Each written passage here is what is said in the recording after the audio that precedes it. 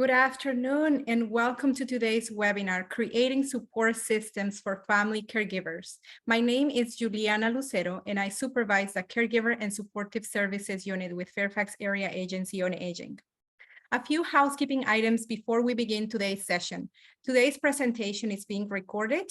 A link for the recording of this session will be sent to all of you by next week. If you have any questions during today's presentation, please use our Q&A button. We are going to have a Q&A session with our panelists where we will address your questions and concerns. Also, we have enabled closed captioning. So if you need it, please make sure to click on that. And at the end of this presentation, there is going to be a quick survey. If you can take a moment to answer those questions, your feedback is very important to us because it helps us provide topics that are important to you. Now, I would like to introduce today's topic. According to the National Alliance for Caregiving and AARP, an estimated 53 million family caregivers are providing care to a loved one. Their care and assistance enable their loved ones to live with dignity and remain in their communities. While many family caregivers find purpose and meaning in their journey, often they experience isolation and feelings of stress and burned out. In this panel conversation, we are going to explore the importance of creating and finding systems of support that will help them. I hope that you find this conversation helpful. Now, I'm going to ask all of my panelists to come on camera so that I can introduce them. Great. Thank you so much. My first panelist is Erica Wrenn, who is a speech pathologist, language pathologist, who has worked for Fairfax County Health Department for over 15 years. She also facilitates the Helping Hands Stroke Club. Our next panelist is Gordon Dean, who for 14 years have been the primary caregiver of his daughter, his adult daughter, who has a very serious mental illness. He's also a volunteer with NAMI, Northern Virginia, where he serves as a NAMI family support group facilitator and a family-to-family class instructor. Our next panelist is Jack Tarr, who served 20 years as an Army infantry officer and a Vietnam combat veteran. Jack has facilitated the Shepperd Center, Northern Virginia Caregiver Support Group for 16 years. And our last panelist is Dr. Richard Faircloth, who is a professor emeritus and has been co-facilitating the WellSpouseorg Association's Northern Virginia support group for 5 years. Thank you to all of our panelists. And now I am going to ask Erica to stay with us so that we can begin with your presentation. Okay, thank you, Juliana, and thanks for having me. Okay, all right. So as Juliana said, I am the facilitator of the Helping Hands Stroke Club, and a part of that group is also a caregiver support group. And I want to talk a little bit about the history of the caregivers group. The caregivers group actually started in January 2018 after a regular stroke club meeting, which I typically have is a combined group of stroke survivors as well as caregivers.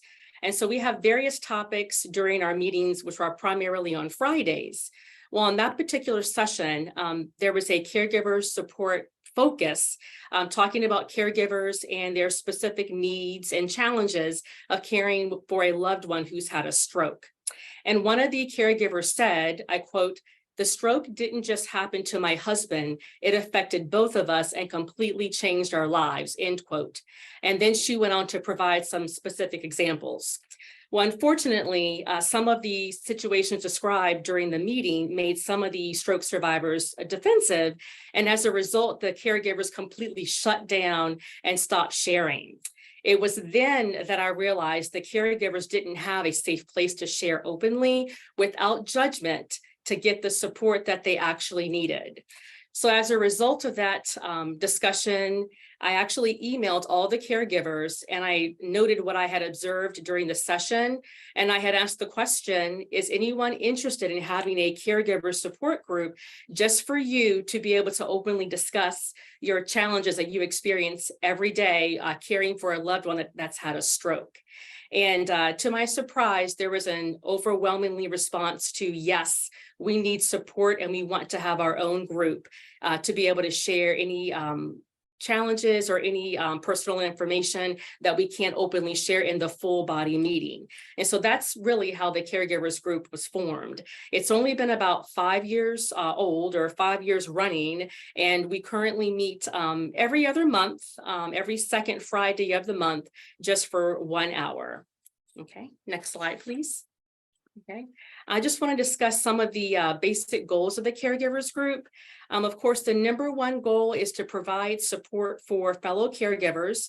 And this is just sharing whatever you feel comfortable sharing in that group environment. And if desired and wanted, people can give each other suggestions and referrals. I try to encourage the members to be aware that some people just simply want you to listen so that they can have the opportunity to be heard and are not looking for advice. And so the caregivers in this group are very supportive and understand those who need to have a safe space to share, and those who want suggestions for, doctors or for other support groups, or just any other requests that might be important for caring for a loved one that's had a stroke. The second goal of the group is to foster just a safe community that encourages open and honest communication. And this is a group that people have shared with me that they walk away from. They don't feel like they're judged for saying anything that's been challenging for them, or sharing any information that maybe others have not received very well. I've received some very positive feedback that from having a caregivers group specifically, they feel supported and cared for, and even moments where they're able to take a minute to just kind of laugh with one another about some of the challenges that happen throughout their day. And so yes, fun is a part of this group as well, especially when as a caregiver, you're always doing for other people and serving and working, and there are lots of things to do for your loved one. This is a moment to take for yourself, to be in community that understands exactly what you're dealing with, and they help you on that journey as well. The last goal of the caregivers group is that I encourage them to maintain strict confidentiality. And so that's really important to the members as well, that what's said in the group stays in the group, so that there's no negative repercussions from sharing maybe some personal details that have happened at home or with their loved one. And everyone is really good about upholding this rule. And I always joke that they're so good about confidentiality that they even have a secret handshake that I'm not even aware of. So there's some fun parts of this, some good aspects of this as well, that isn't just about talking about challenges, but also some fun, care, and just being able to uphold each other's secrets in a personal way. Okay, next slide, please. Okay, and just some basic information regarding eligibility for the caregivers group. So basically, anyone is eligible to come to the group if you're caring for someone who has had a stroke, or if your life has been impacted by someone who's had a stroke. Whether you're a spouse or a significant other, or you're an adult children who are caring for your parent or parents that have had a stroke. In some cases, we've had parents that are taking care of their adult children who had strokes in their 20s and 30s. This is also a good group for employed caregivers and even friends who want to know how to support their loved ones in stroke recovery. The requirements for the group, currently the group meets in person and space is limited. So I'm just asking that people please email me or call if you wish to attend the meeting, and I can give you more details about how to prepare for your first meeting in the caregivers group. Some quick expectations to discuss. What's unique about this caregivers group is that it's specifically caregiver-led. So usually the caregivers themselves will enter the meeting space, and the topic is, kind of open to whoever wants to bring up anything to discuss during that time. I always like to let people know that I am actually not in the room while the caregivers are meeting, to give them that chance to really discuss honestly and openly about anything that's going on at home. But I am just across the hall in a separate room, and I actually hold a group therapy session for the stroke survivors while the caregivers are meeting, to allow the caregivers to be relaxed and at ease while I'm taking care of the stroke survivor while they're meeting. And last but not least, I want to share just a few of the comments from some of the individuals in the caregivers group. When I asked them what are some of the success stories or positive moments or experiences they've had in the caregivers group, one lady responded, I quote, "Everyone is so upbeat and so joyful. The group gives me hope as a caregiver and encourages me to persevere. I've gotten information about other sources of help. Bless you all," end quote. And then another person said, I quote, "This place is a family. We understand each other and what we go through, unlike anyone else in our lives," end quote. Okay, next slide. Okay, and so for anyone who's interested in joining the caregivers group, please, call the number on the screen to RSVP, or you can email me directly. And again, I'll give you specifics about the meeting. Okay. Thank you so much, Erica. And Thank now you. I would like to invite Jack Tarr to share about his support group.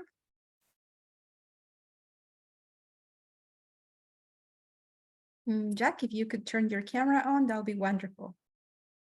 Yeah, I thought I'd.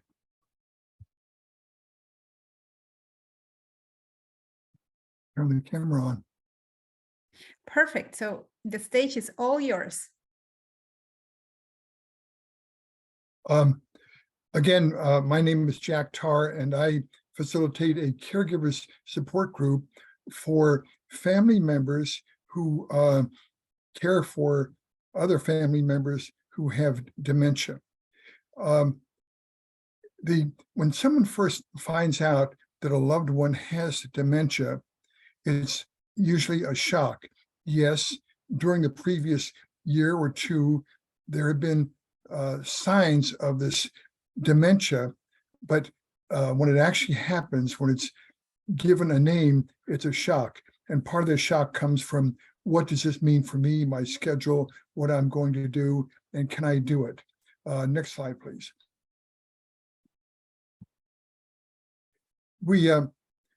Our caregivers group is sponsored by the Shepperd Center of Northern Virginia, and we meet by Zoom twice a month, the first and third Thursdays of the month, 10 to 11:30. And you can come in anytime or leave early, because we realize that caregivers do not make their own schedule.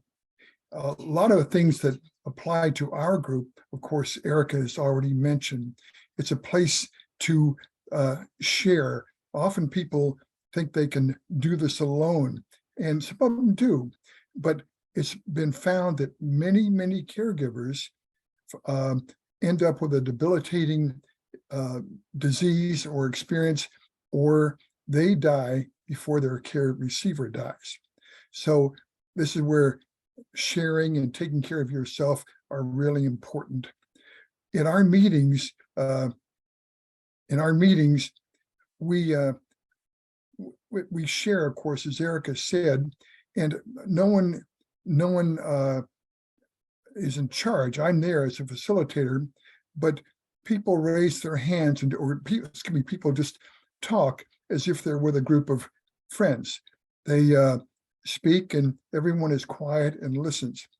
One of the things that we do and encourage is, don't say the word should. Should becomes a bad word, and you should. What happens is, in a caregiver support group, people learn from each other. They hear one situation and someone says, yeah, I had the same situation and here's what I did.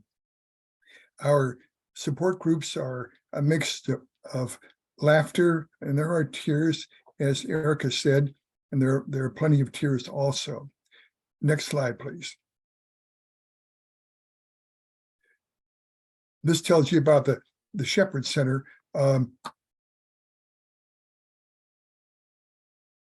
Oh, did I say I'm sorry. My technical assistant said that we meet the first and third Tuesdays of the month. We used to meet in person at the Unitarian Church the first and third Thursdays of the month. So what people get from this support group, they go the first time and they're often reticent to say how they feel, their insecurities, their uncertainties. What do I do now? I'm overwhelmed. Often there's anger. There's anger at why am I here? And a lot of times there's anger at the person they're taking care of. And of course, what follows that? Guilt. Many of us never realized what guilt was, but now we do. And of course, that's not the case. Another thing we've learned is there is no logic with this. We have a little logo. You've seen a logo with no cigarettes or no guns, and we have a logo that says no logic. As Erica said, the success stories continue, and many people who have been with our group for a long time will tell me how this has helped them. We have, even after someone passes away, many of those people come back and share their experiences of where I am now and how I feel. And looking back, it actually feels better. I did better than I thought I had. So the how to get a hold of me, if you'd like, we put out a newsletter, informal newsletter twice a month. And at the bottom of it, it has news and things to references. At the bottom of each one is something called Cute Stuff. And each one of us has gotten stuff in the by email about animals or children or something like that. And we have things like that at the bottom. And people whose loved one has already passed will say, I want to stay on your newsletter list because I like the loved one. So we've helped a lot of people. And if you know someone that we can help, please let us know. Thank you so much, Jack. Now I would like to invite Gordon Dean to provide us a quick overview of NAMI and their support groups. Thanks. Like you know now, my name's Gordon Dean, and I'm a volunteer with NAMI Northern Virginia. NAMI is the national organization that the NAMI stands for the National Alliance on Mental Illness, and the local chapter is the Northern Virginia one. I think that the website's on the screen, or you can just Google NAMI Nova or something like that. It will come up. We provide, as volunteers, it's almost all volunteers. We provide support groups and a family-to-family class for the family caregivers. The people that have the mental illness also have some support groups available and a class. But in Fairfax County, there are about 8 monthly family support groups. The number varies a little bit. There's one starting again in the fall for parents of younger children, like even elementary school. And some of those have like mixed disorders, like autoimmune diseases and other things. There's another one that is running now for spouses, if someone has a spouse who has a mental illness. You can find all these on the NAMI Northern Virginia website or the NAMI Northern Virginia calendar. The phone number for the organization is at the bottom of this screen. The family-to-family class that's mentioned is an 8-week educational program for family members of someone who has a serious mental illness. It's evidence-based, which means that when you take the class, you actually do see results, and people that have taken it have found it profoundly helpful. Okay, next slide, please. The prevalence of mental illness in the United States. The numbers here are a little off, but the percentages are correct. So 1 in 5 adults in America will experience a mental illness in any given year. Nearly 1 in 25 is more than 10 million. It's more like 14 million. Adults in America live with a serious mental illness like schizophrenia, schizoaffective disorder, or bipolar disorder. And 1/2 of all chronic mental illnesses begin by the age of 14. People are showing symptoms of the mental illness by that age, and 3/4 by the age of 24. So one of the issues here is from the time of the onset of the mental illness to the time of treatment is extreme, sometimes as long as 10 years, which sounds crazy, but that's what it is. Okay, next slide, please. Like the statistics are roughly a little bit over 1% of the population in the United States. Again, that 2.4 million's off. has schizophrenia or schizoaffective disorder. 2.5 have bipolar disorder.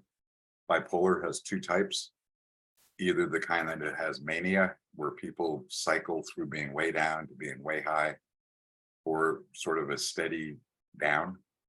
Almost 7% have major depression. And it may interest you to know that both Abraham Lincoln and Winston Churchill suffered from major depression. They went through lengthy periods of time where they were almost immobilized. And almost 20% have an anxiety disorder. Okay, next slide, please. Okay, the same organization that Juliana mentioned in the beginning, the National Alliance on Caregiving, estimates that there are about 8 million Americans providing care to an adult with a serious emotional or mental health issue. Some have said, actually, most everybody that goes through this said is that mental illness is a disease that affects the whole family. And family caregivers feel the impact of the disease as they struggle for their loved ones and to bridge healthcare systems and mental health providers and community supports.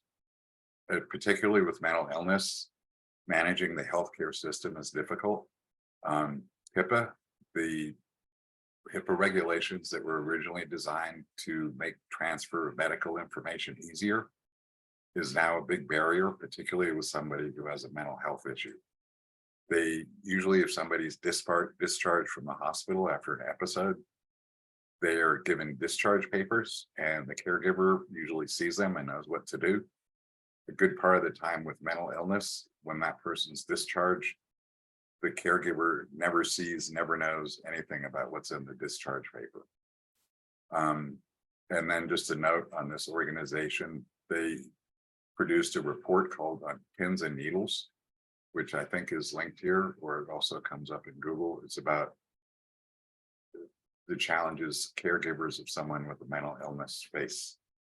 Okay, next slide, please.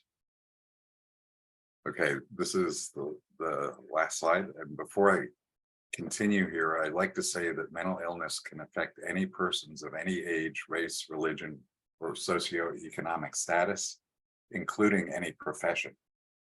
People who are psychiatrists, psychologists, social workers, police, politicians, elected officials of other kinds, none of those things prevent having a family member who has a mental illness. And for none of those people does that mean that they know how to deal with it when it hits. So I know this went through pretty fast, but the first thing I'd like to mention about crisis and emergency resources, because unfortunately this comes up a lot with mental health, is the 988 number. The 988 number is to replace the 911 number that most of us use when it comes to a mental health crisis, including suicidality and so forth. So if you can, you dial 988 first instead of 911. If it is sort of hair-raising experience and you do dial 911, you always ask for a CIT trained police officer. There's specially trained police who have learned how to deal with somebody who has a mental illness. Because as somebody else has said, logic doesn't enter into it. That's not part of it. The main public provider in Fairfax is the Fairfax County Community Services Board. That's why it's called that, I don't know, but that's true across the state of Virginia. The providers of public mental health services are community services boards. But there's a 24-hour emergency number there. That number also goes to the mobile crisis unit, which hopefully comes to your house if you call them and said things are going crazy. And you can also go there in person, and the address is there on the bottom. The emergency part is on the bottom floor. And by the way, Nova also has a walk-in mental health clinic on the top floor of the same building, but that one's not open 24 hours. I would say that as far as our support groups are concerned, as others have said too, one of the primary principles is confidentiality. These conditions, like others, are things that are so stigmatized that it's very awkward to talk about them. So having a safe place to go is a real relief. Thanks, that's it. Thank you so much, Gordon. And now I would like to invite Dr. Faircloth to provide an overview of the Well Spouse Association. Well, I feel like I'm part of a Venn diagram where so many things from each of the groups overlap, and you'll find that to be true with Well Spouse. We can go to the next slide. We support spouses and the partners who do not have to be married of people living with chronic illness or disability, and that also includes individuals who are in the death and dying process as well. After our members' spouses have passed, we also offer a support group for formers. We also welcome those members that were in our group to come back if they'd like to, like in some of the other groups. 6 million people in the US and 1 million in Canada identify as a caregiver of a spouse or partner, and millions of these caregivers have no support. And some of them don't even realize they are caregivers. We find that in our group.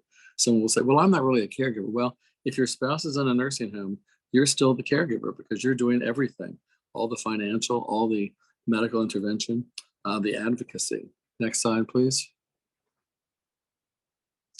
There are many organizations in the country that offer support, and we really acknowledge those, including the ones that are here this afternoon.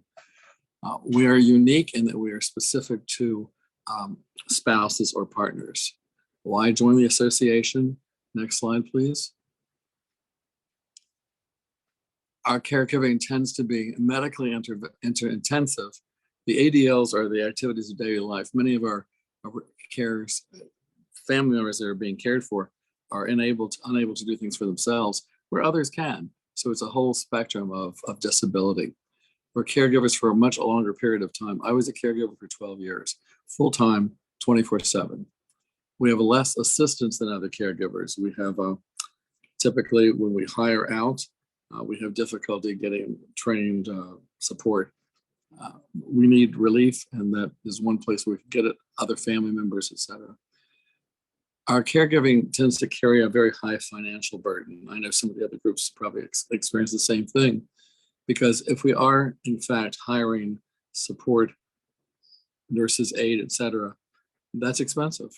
If you've ever done a check on some of these prices, carries a high cost to our health as well, because we tend to put our health aside. Well, I'll see the doctor next week because I'm doing that this week.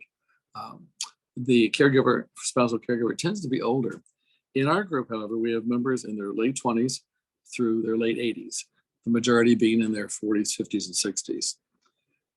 We face the loss of intimacy and companionship along the way in our primary relationship. Our meetings are interesting in that they model some of the things that we've been talking about already. Confidentiality. We never say should have, would have, or could have. We answer something with, this is what I did. We give suggestions. With our meetings, we meet twice a month. Now we're meeting by Zoom both times, first Saturday evening of the month and the third Tuesday from 7 to 9. We've told our members that you don't have to talk at all when you show up. If you're new, you can listen. And if you feel comfortable, you can talk and introduce yourself. Also, you don't have to be there at 7. If you're running late, no problem. If you want to leave early, you don't have to stay till 9. If you want to drop out in the middle of the meeting and come back, that's okay too, because we realize you're a caregiver and you have things you have to do and responsibilities. Let's see, next slide, please. We always are saying at our meetings, self-care is important, but how do we do that? Well, what we do sometimes is we have a meeting devoted to suggestions for self-care. We talk about what have you done good for yourself this week? When we do check-in. And often with the check-in, somebody will find something that they can actually do themselves. One of the members loves to read, one likes to write, one likes to play the piano. And they say, well, I never thought of just taking a break and doing that. Just this little, take a walk the dog, things that get you away from the situation you're in. Next slide, please. Okay, this is what we provide. Facilitating 30 peer group support groups all over the nation, all by Zoom. There are different days, different times. They're not geographically located for attendance. For instance, we have members, we're in Northern Virginia, but we have members from Massachusetts and from Florida and Texas, because they found our time frame met their needs better than their own regional. When we were meeting face-to-face, of course, you have to do a Northern Virginia, Maryland, or DC population.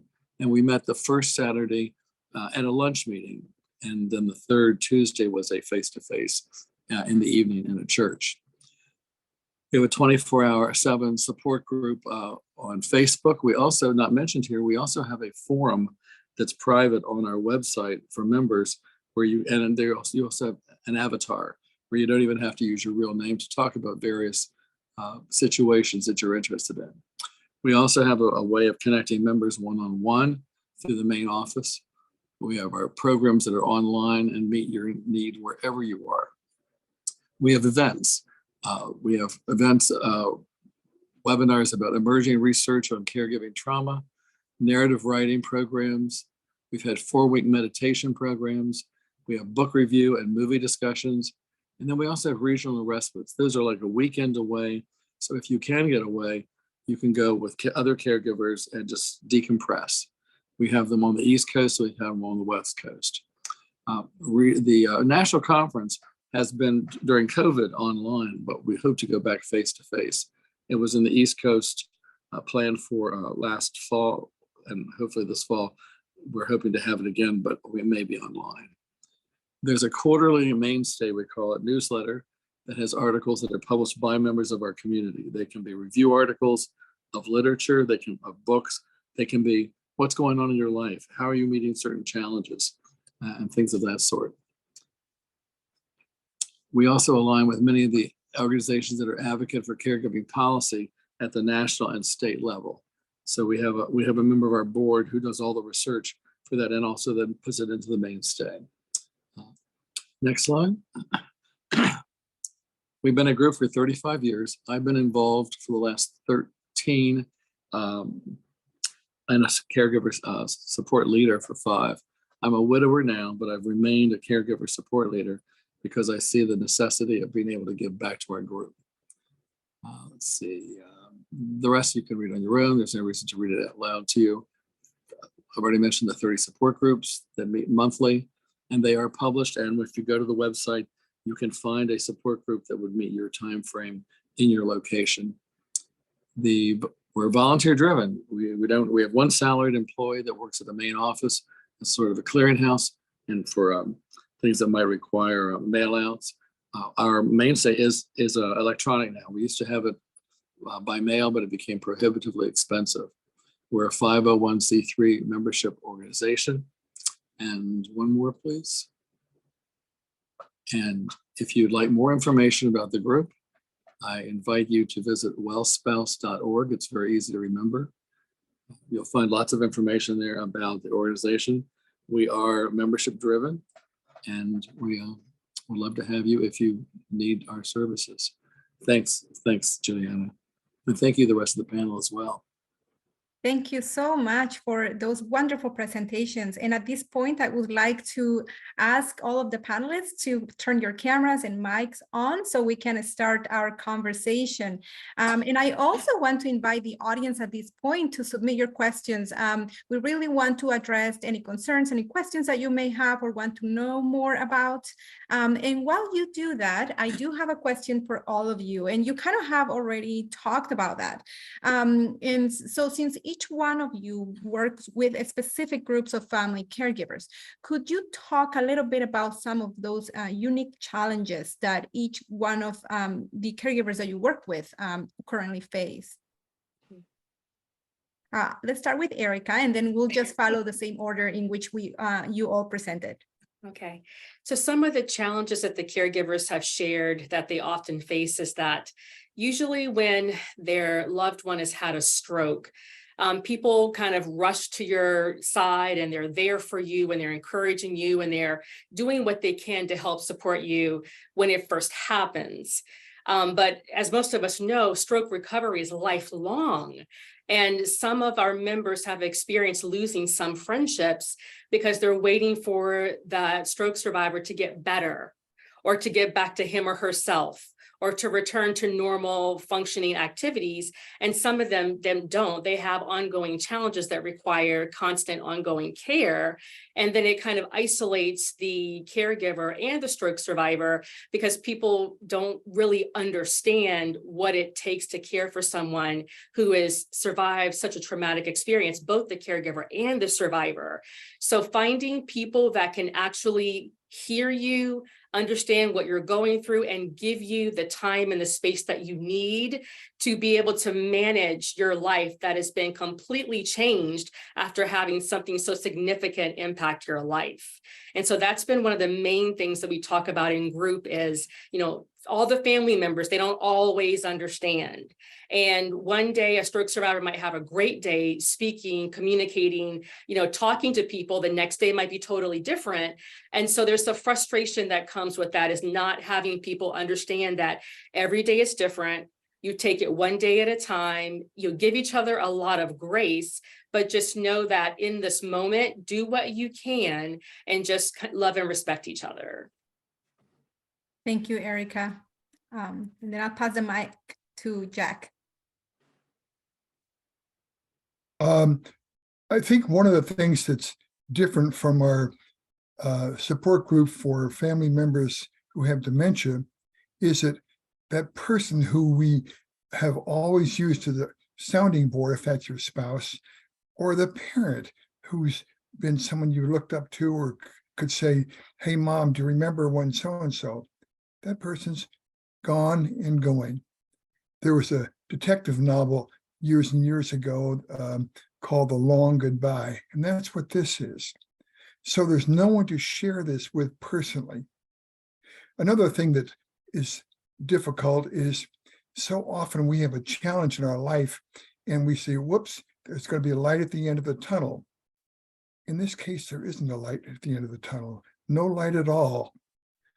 The end of the tunnel will come when that person who is being cared for passes. So that's very, very sad. Sort of getting on the light side, one of the things we've learned about dealing with someone with dementia is when they say, I want to call my mother. Well, gosh, it's late. And of course, the mother has passed away 20 years ago. You don't say, mom, or, she died. Just say, oh, yeah, that's a good idea. They're probably asleep now. Let's call tomorrow, et cetera, et cetera, et cetera. In other words, you act like a politician, not a good time to say that, but you sort of soft shoe and don't really answer the question. And the key is not to fight, not to argue, and to back away and to live for another day. Thank you, Jack. I think that, you both have provided really good insight into some of the unique challenges that the population you work with are facing. Jack, your support group, and there was a question from the audience about whether there are support groups for family caregivers who care for somebody with a memory impairment or dementia. And your support group specifically works with family caregivers whose loved ones are diagnosed with dementia or a cognitive impairment. Am I right? Yes, we've had some family members who are caring for someone with cancer, but again, they're often able to talk to that particular person, so they tend to come to a few meetings and share and learn, but they tend to find a more specific group. Thank you. Let's move now on to Gordon. Okay. So I'll start with this. When I first became a caregiver, the progression of my daughter's disease before everything hit the wall was about a year. But in the meantime, I called a hotline, and the first answer I got from the hotline was, it's going to get worse before it gets better. So that didn't really cheer me up. But that is sort of how it all starts for many of us. And I'll say for the families that come to our support groups, most of them, obviously they get, like the other support groups, they end up there out of desperation because something life-changing happened and their household became chaos. It impacts them socially. They don't invite their friends over. Some of them, like if they have grandchildren, can invite their grandchildren over because the person with the illness has some kind of delusion about it. So it has a profound impact on their family and social structure. Also for families that have like a young adult who either started going to college or they graduated from college. This is when a mental illness starts, it blows the whole thing up. And you can imagine the conversation they have with their social circles. They all talk about their children. They say, my kid's a doctor, my kid's working for medicine, doctors, you know, whoever, a whole bunch of, you know, things that we would be proud of. And they either don't say nothing, and then pretty soon they stop socializing. So they're stuck. And what they find when they first come to a support group, probably the first reaction, which may be true for others too, is they find out they're not alone.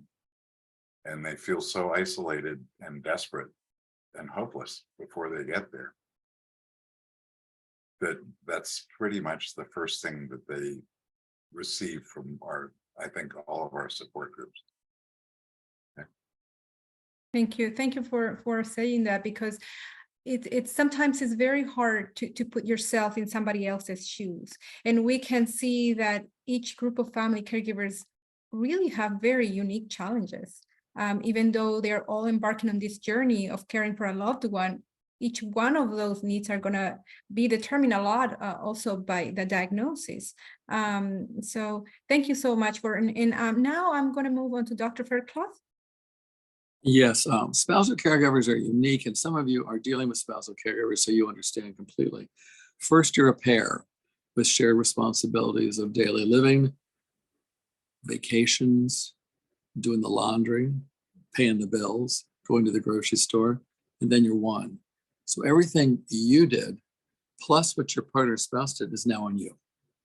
In addition, the medical aspects of that disease or disability, making sure the pills are done. That we had 196 pills every 2 weeks that had to be put in little containers. So just that time commitment and that brain power.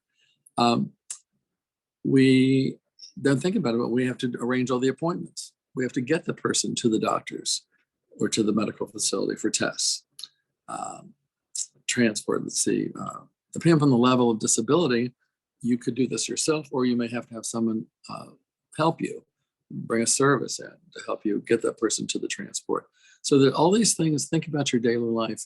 If your spouse is well, and what they do and what you do, and imagine you're doing it all plus more. And we offer the support of being able to talk about it, laugh about it, not say should have, would have, could have.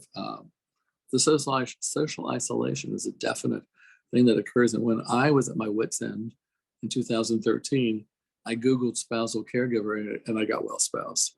And I am, even though I'm a former, I still have 3 friends from the group that we talk daily or text daily, have lunch, and they're still spousal caregivers. So there's that community that's formed. I like the line about no light at the end of the tunnel, because that's exactly what it is. When you have a neurological disease that's degenerative, you don't usually die from the neurological disease like MS. You die from complications, and that's what we were dealing with. You never knew when the next shoe was going to fall. And so that's shared by all of us, I'm sure. But it's unique in that you're a pair and then you're one. So our motto is that if one partner or spouse is ill, they both need help. Thank you. Absolutely. That was very profound. I'm very moved with everything that you are sharing today.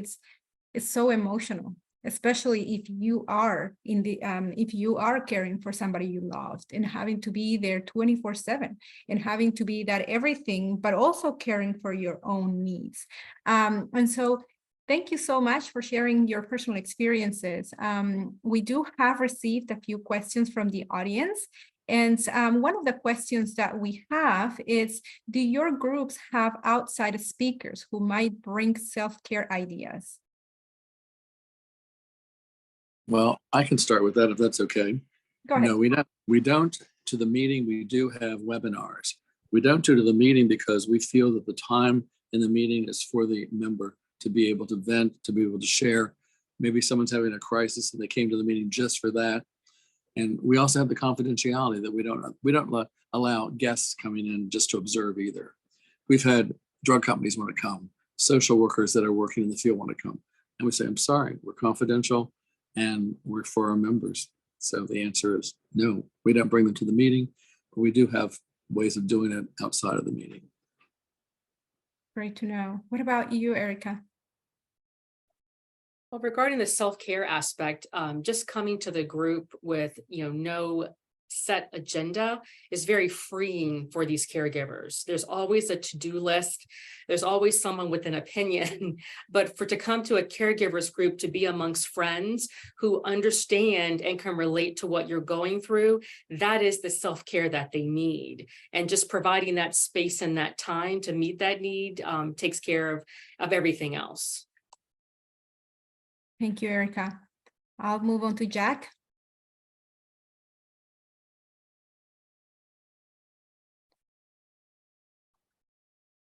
Your mic is off. Yeah, there we go. Well, I think that one thing, as Erica and others have said, being in the meeting is just a discussion of friends. We don't have rules except be courteous. And we have, incidentally, we have people from Pennsylvania and other people because of the Zoom. And we'd love to go back to in person, but I think today more people will come by Zoom. Thank you. Let's move on to Gordon. Do you invite any speakers for self-care to your groups? Before we all went to Zoom World, before the COVID thing, we did occasionally, as long as they also had a family member or loved one who had a mental illness, which, since it's so unfortunately so common, wasn't that hard to do. I mean, other people did want to come and like do whatever research, but we don't allow those. But since we went on Zoom, it's not too common anymore to do it that way. Thank you. So the next question says, how do caregivers who give care primarily at home find the time to participate in a support group? For example, tell their loved one that what they are going to do or what they're going to be doing and why. In other words, will they have to disclose to their loved ones that they are attending the support groups? How would you handle that? Erica, do you want to start? Yeah, sure. So just based on the members in the general stroke support group, that most of them are pretty open about where they're going and what they're doing. And because the survivors have a place to go to while the caregivers are having their separate meeting, they don't really feel left out or concerned or worried about what the caregiver is doing because they're occupied doing other things as well. And most often than not, the survivors are pretty receptive and open and supportive of the caregivers going to sit and have coffee and just chat with other members that they're also in community with. And so it's not intimidating. It's not something to be ashamed of. It's just a welcome addition to their normal everyday weekly activities as we meet on Fridays. So it's not anything unusual. Right. Well, what we find is, I'm sorry, I've got a mental block there, but I must be ready for my own group here. It's okay. If you remind me of the question. I'm sorry. So how do caregivers who give care primarily at home find the time to participate in a support group? And how do they tell their loved ones that what they're going to do and why? I'm sorry, I was listening. It's a very complex question. It's a packed question. No, and that's particularly for those with dementia. That's a very difficult thing. They have trouble getting someone in. Now, early on, the person the care receiver can stay at home. But after a while, when they do enough with the stove or electricity, that can't be done. So sometimes a friend comes in, and while the person is on Zoom, there was one woman who was taking care of her mother, and it was a very contentious relationship, only child. And actually, she would go upstairs. She had one of those plastic dolls that you could hit and it would come back. And she was so frustrated that she would go up and hit that doll. But she would tell her mother, "I'm going to my anger support group." and actually was very, very true. So it's a very difficult thing trying to get the ability to do that. Now, one of the people in our support group has just come recently, is a caregiver, and of course, everyone's on Zoom now, they're at home, and he'll introduce his wife, and she's a sweetheart. And once in a while, she'll come over and say hi, and we'll say hi, and she'll give him a kiss on the cheek. It's very touching. So we sort of a side there, we learn a lot about those caregivers because they may sit there with a cat or dog running through or barking, and that's their care receiver. Thank you, Jack. So I would say that I don't know exact numbers, but I would say with the people that participate in NAMI support group, family support groups, most of their loved ones don't know that they're doing it. They may know that they're going to a support group, but it's such a volatile situation at home for so many that it's not unusual for somebody to participate via Zoom in their closet, to go in their clothes closet to do it, or to go outside in the car. Because it was somebody who has whose mental illness is, what do you call it, aggravated, they can get triggered by almost anything.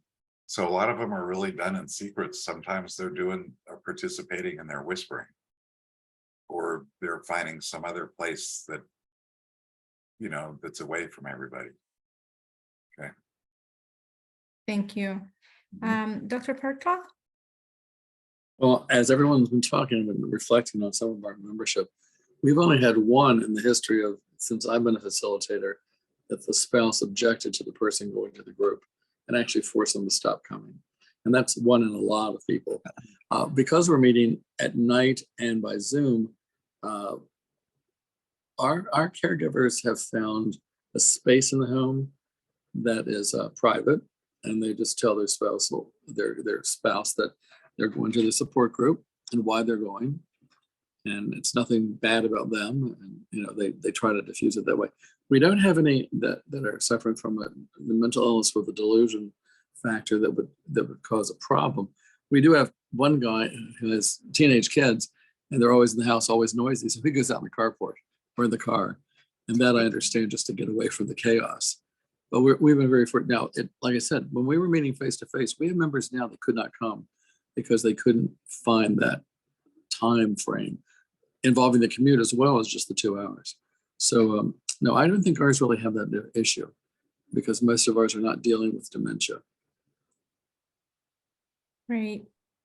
Thank you. We do have another question from the audience. This is specifically for Jack, but I do believe it applies to all of your support groups. So I'm going to extend the question to all of you. And we can start with Erica. It says, so the question basically goes around what Jack had mentioned in terms of don't fight, don't argue, but how do you get the one person that you love, who can be your spouse or a loved one, an adult, daughter, son, to take medications, to eat, to follow up, I guess, with the treatment that they have been recommended? How do you go about that?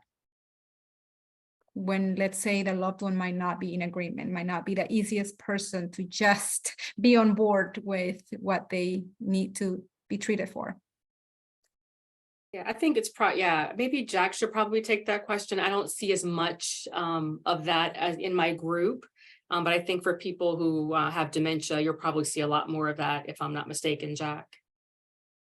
Yeah, and that is a good question.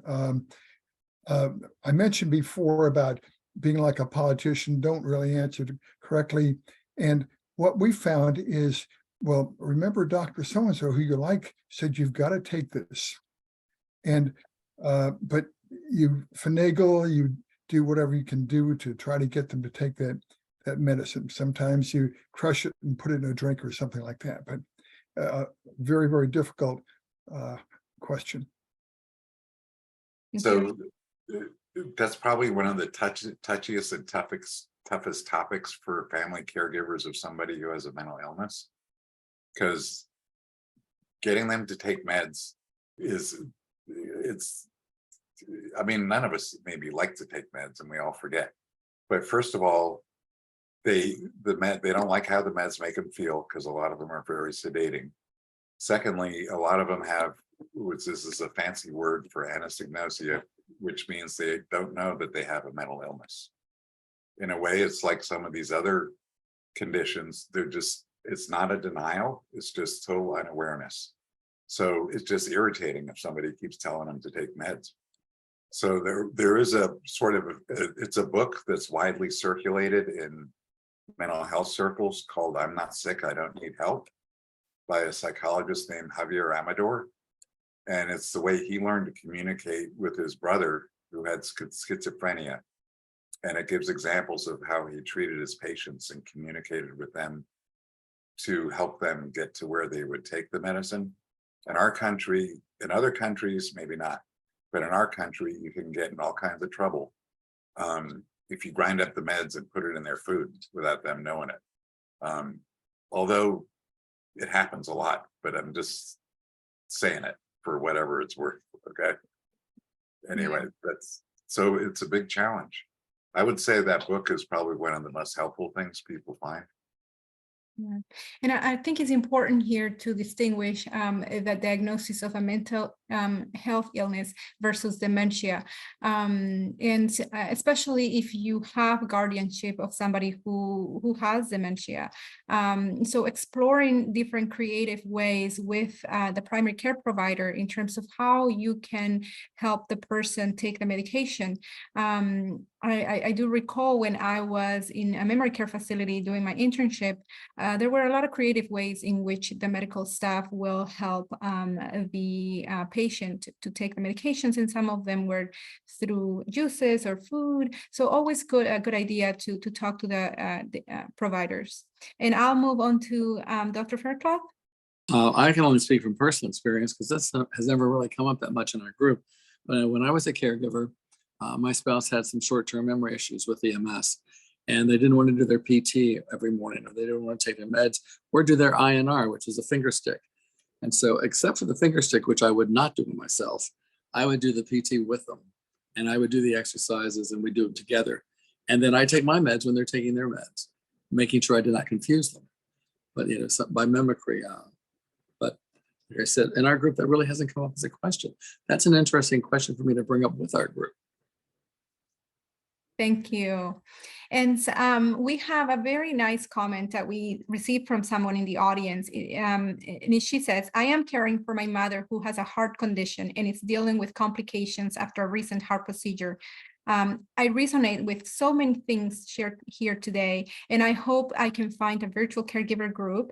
My mother and I joined a grief share group after my dad passed away several years ago, and it was literally a lifeline to be with those who genuinely, who really understood those experiences. And I think this brings me to my next question: connection with those who are facing similar experiences and who you can, where you can find a safe space. And I think all of you have talked about that. So we know that during the pandemic, I mean, we saw how some of the community programs had to shut down. So my question is, how did the pandemic change the way you support family caregivers through your programs?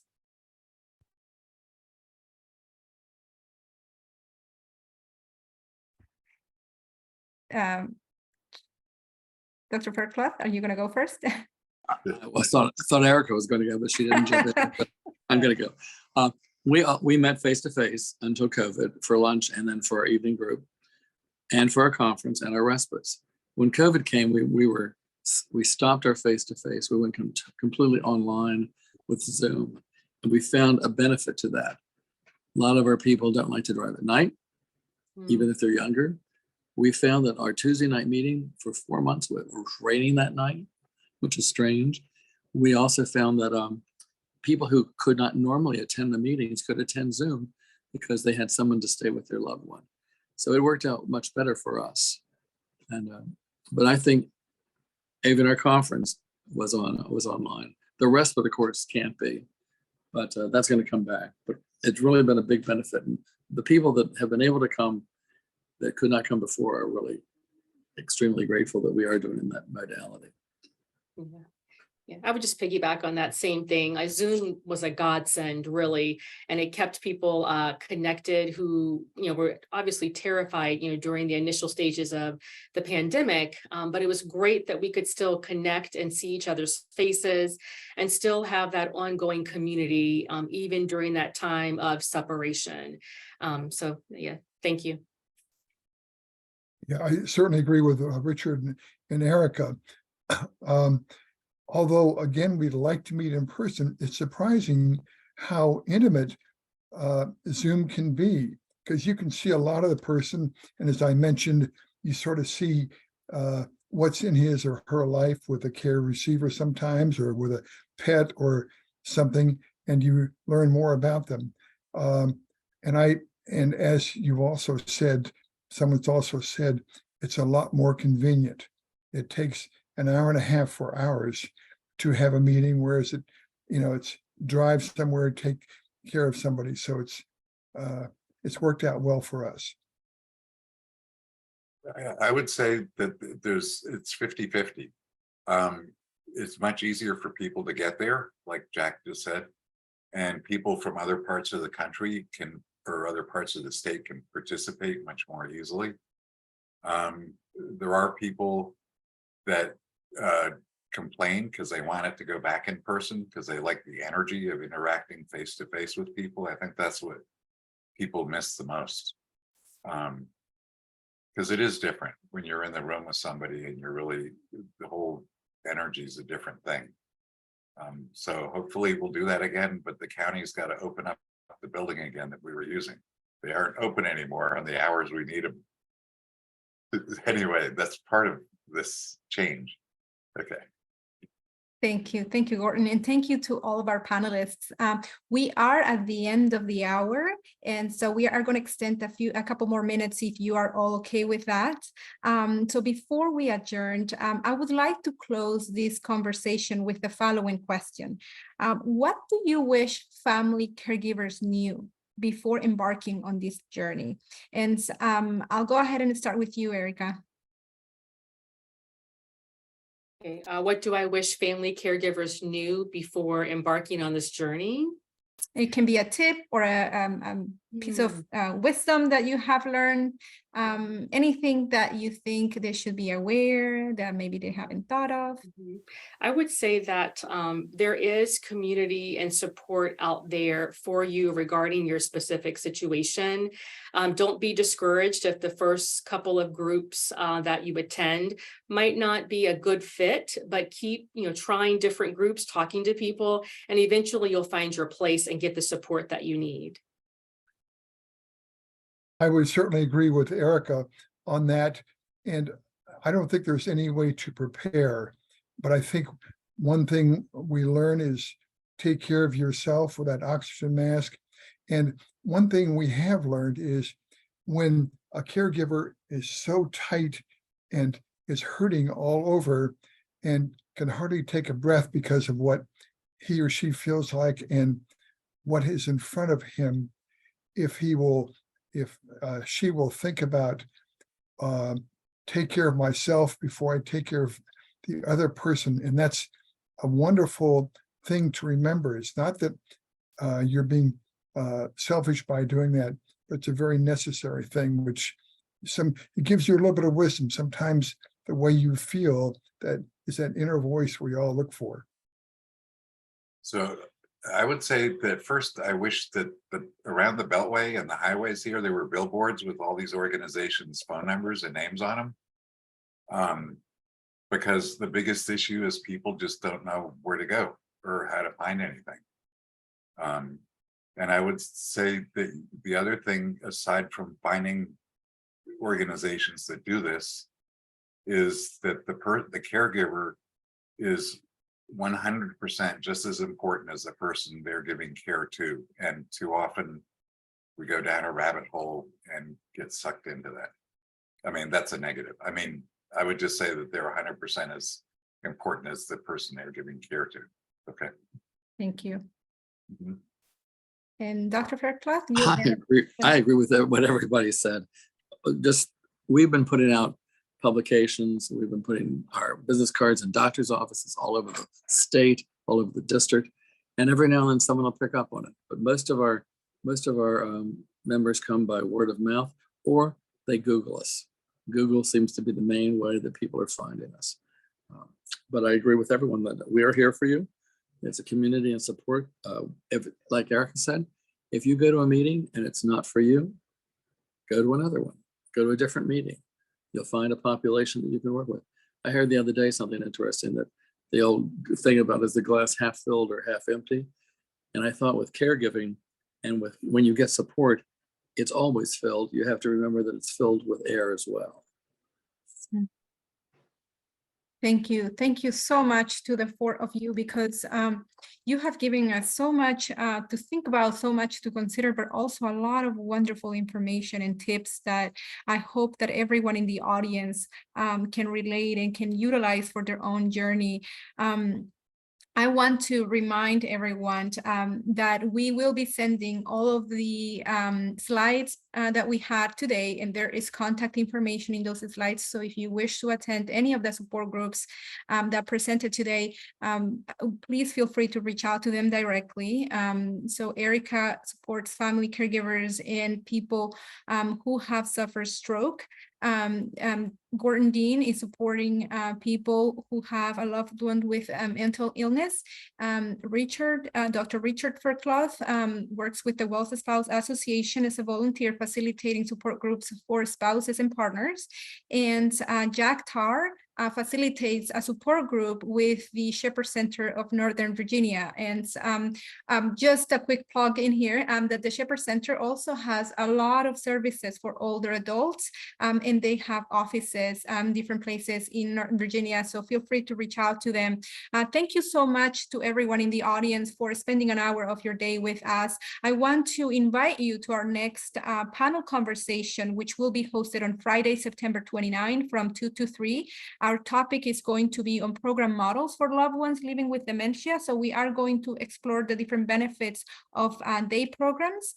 And I want to remind you that we do have a brief survey at the end of this session. If you can take a moment to answer those questions, we truly appreciate that feedback, because it really helps us provide topics that are important to you. Every year, all of the topics that we offered are based on those surveys and comments that you have sent us. We also share those comments with our panelists, with our speakers. So I want to thank everyone. Thank you so much for this wonderful presentation. And thank you so much for participating in this conversation. Thank you so much, and have a wonderful afternoon, everyone. Thanks. Bye. Bye. Thank you, Juliana. Thank you. Pleasure to be on with you, gentlemen. Yeah, likewise. It was a great meeting you all, and to find out about your programs too. And I'm going to make some referrals when I get to my meeting as well. Yes, definitely. Thank you. Thank you, everyone. Juliana. Keep us in mind for the future. Absolutely. Yeah.